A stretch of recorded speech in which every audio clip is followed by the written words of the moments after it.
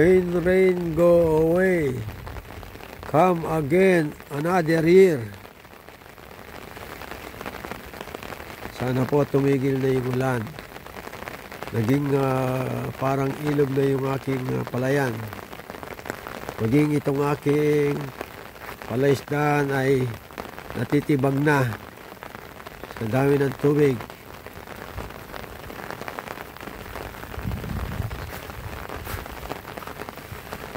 Baka pati yung aking makina dyan matitibag. Huwag nyo sana.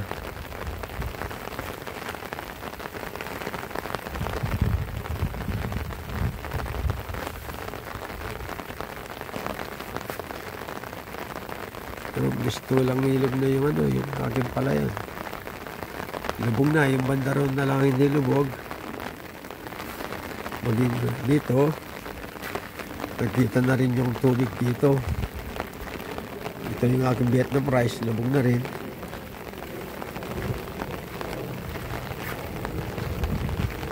Ayan.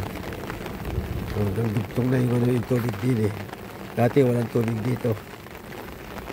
Ayan po yung, ayan. Dati makapalang ang palay dito, yung portion na to.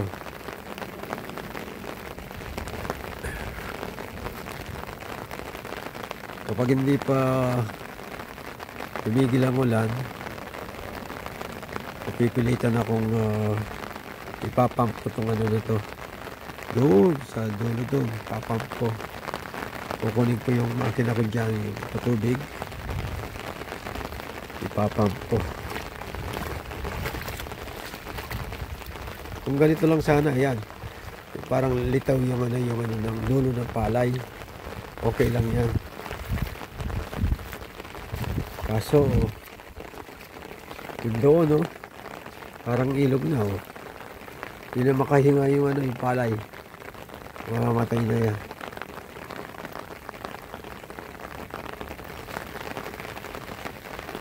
Ganyan katindi yung ulan dito.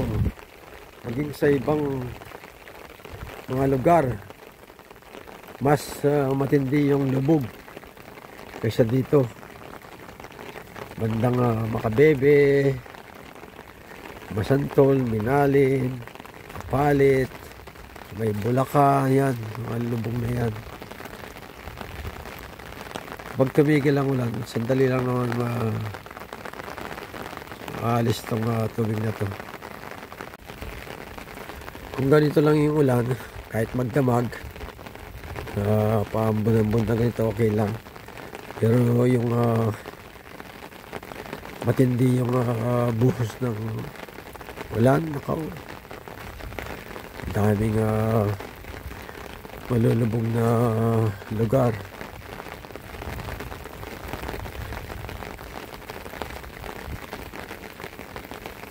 Itong aking mga sitaw hindi pa nagsipag-akyat, mamamatay na yata.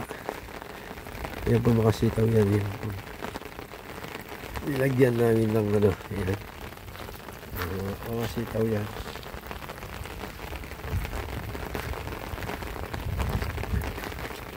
Banda rito, hindi masyadong lubog yung aking palay. Pero sa kabila, dito, ayan talagang banda ron. Yun ang medyo mababa ang lugar.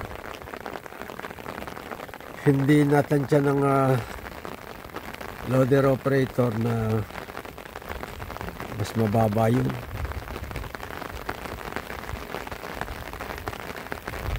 Kasi po pinapatag ko ito ng loader. Maganda sana kung trader sana. Kaso wala akong makuha grader.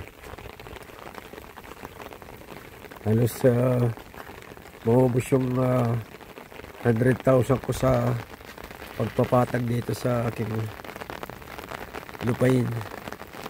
Tapos hindi pa ganong napatag maigi. Ayun, naging parang ilog yun. I-close up natin. Ayan. Yung portion na yan. Oh. May palay po yan.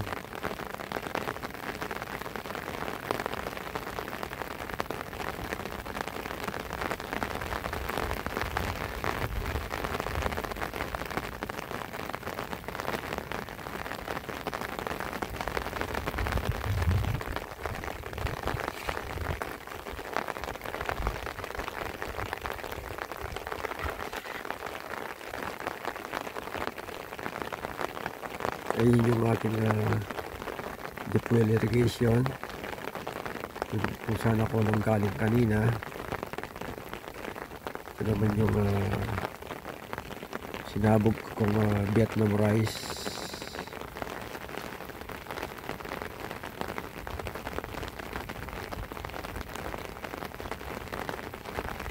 Yung aking mga mangga, sana maka-survive. Ano sila sa tabi ng ano. Ayan, yung mangga. Ayan, mangga, ayan, mangga rin yan. Ayun, mangga.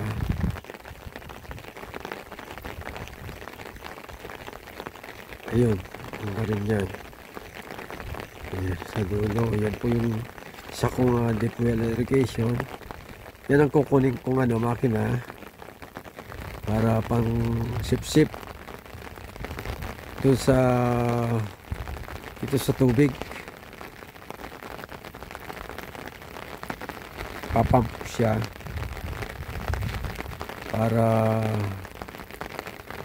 mabawasan itong tubig dito. Ito ko siya ipipwesto doon sa malailog na yun. Ayan, dyan ko siya ipipwesto sa taas, tapos papampo siya. Ayan po yung aking pangalawang deep well irrigation.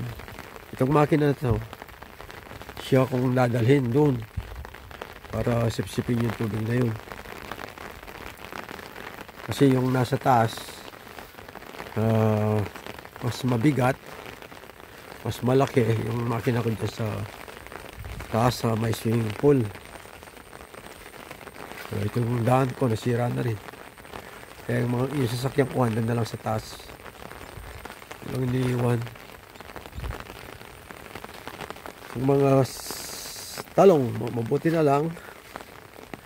Hindi masyadong epektado itong mga talong.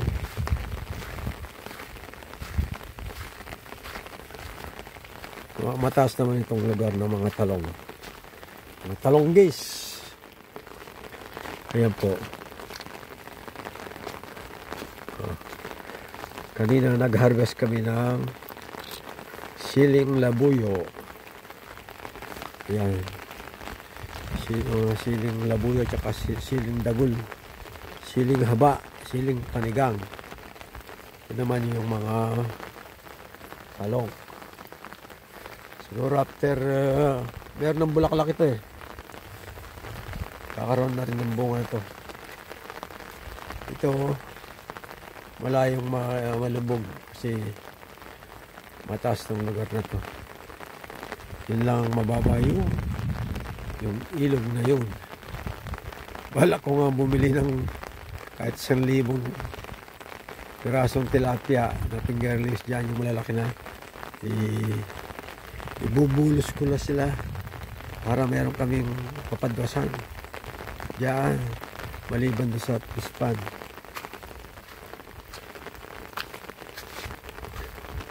Oh, yung aking nagibaw sa may puno ng mangga. Hindi ko naalis itong damo na to para pampatibay sa soil erosion.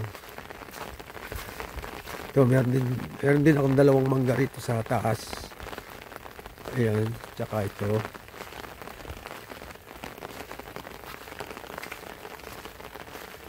Ayan, magsasurvive yan. Pero yung kasi nga akong mga mangga, ayan kung i-close up ko yung mga mangga ko. Ayan sila Ayan po yung aking mga mangga. Yung galaw, no? Kasi naka-close up. Yan po hanggang doon. Nakahilera yan. Pero hindi sila abot ng tubig, kaya lang babad sila sa tubig. Sana wag mamatay, no? Kung hindi ako magkamali, mga more than 20 pieces po yung puno ng mangga na itininog ko na yan.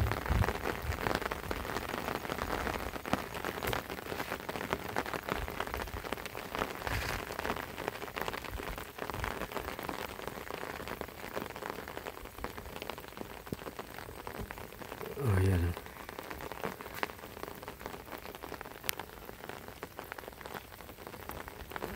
Itong aking daan. Tignan niyo yung aking daan. Nasira na siya ng ano.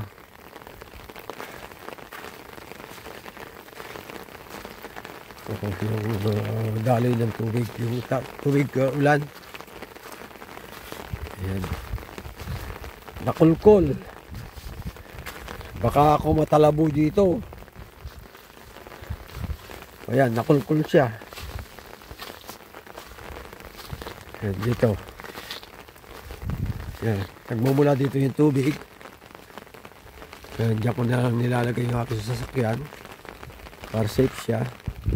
Ito yung aking mga golden mango. Ayun. Yan, medyo nag-erode yung lupa dyan kaysa malapit sa puno ng mangga. Meron akong napatubong ano dito, tawag dito, palaspas. Yung aking mga kalamansi, ako dapat itaas yung ano, yung lupa. Ito tanglad, marami pong tanglad sa ano, sa tabi ng mga balasenas. Itong mga kalabaw nitong katabing kubo ko, sinusogan niya, inahayaan niyang umabot dito sa hangganan ng bakod. Kaya ang resulta, ayan po, kinakain ng aking mga dwarf coconut. Ayan, kinakain niya. Kaya pinalagyan ko ng ano, para hindi makita. Ayan, kinakain ng kalabaw. Sabi ko pa, babayaran ko yun sa'yo. Yung mahal naman ng pagkabili ko dyan sa mga nyog na yan, mga dwarf coconut. Ito po, nasa taas na ako. Ayan, yung mga mangga. Meron akong sweet tamarind. Meron din akong ano dito, parang hindi ko na pinapaandar yung aking makina sa may swimming pool. Ayan po, 100 feet ang ano nito, ang tubo. Patapos meron pa siyang 20 feet na palugit. Ayan, linaw, no? Lakas mo ng tulo.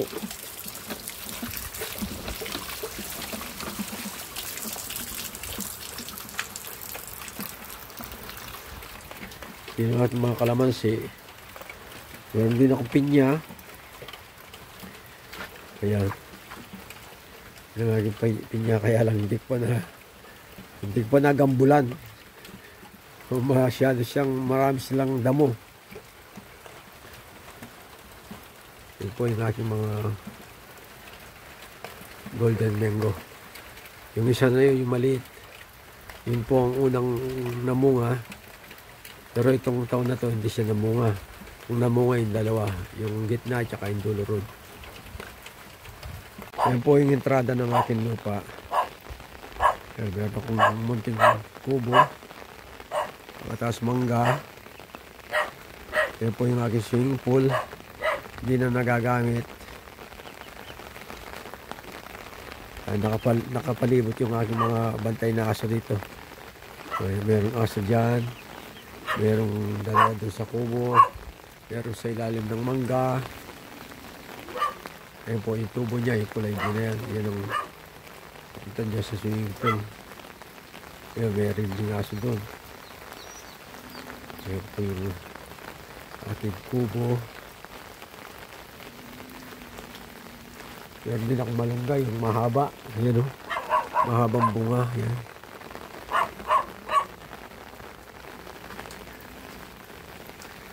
Ang kulang ko lang dito, wala akong malalaking papaya. Guyabano, meron na rin bunga. Maliliit lang. Oh. Maliliit pa lang yung bunga ng guyabano.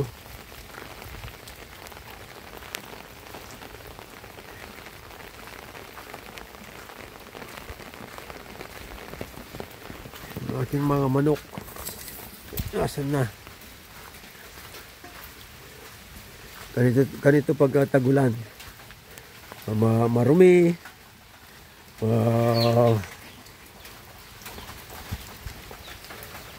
Basa. Ayan po yung aming mga alagang manok. Ayan sila. Ayan, may aso. Dito po sa loob. Meron ding aso. Ayan, binabantay yung aking fertilizer. Ayan po sa loob. Hindi pa nakasindi yung ilaw. Ano pa kasi. Alas 5:30. Mamaya ilaw na yan. So, kakape muna tayo. Ayan po yung aso. Meron akong pusa dyan sa loob. 3. Muning! Muning! Ayan sila oh. Pwede lang makita dahil madilim. Kakape muna tayo. Masarap magkape. Kape ang barako. Ayan. Yun. Kakape tayo. Compliment of my compadre Mike Grande. Yan po. Magulo yung aking kubo.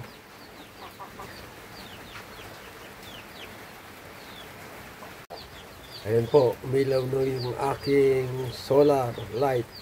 Gabi na, alas 6:25 ng gabi. Ako'y papauwi na rin. Karakitan ko si Mrs. Susundin ko po si Mrs. sa SM Telebastagan. So, yun po. Maraming salamat muli sa inyong panunood. Ingat po tayong lahat sa itong tagulan na to. Mahirap pong magkasakit. Bawal magkasakit. Ingat po tayo. Patnubayan nawa tayo ng pong may kapal. God bless. Jesus love us. Ito po ang inyong lingkod. Nagsasabing, ingat po tayo lahat. Maraming salamat po. God bless. Bye-bye.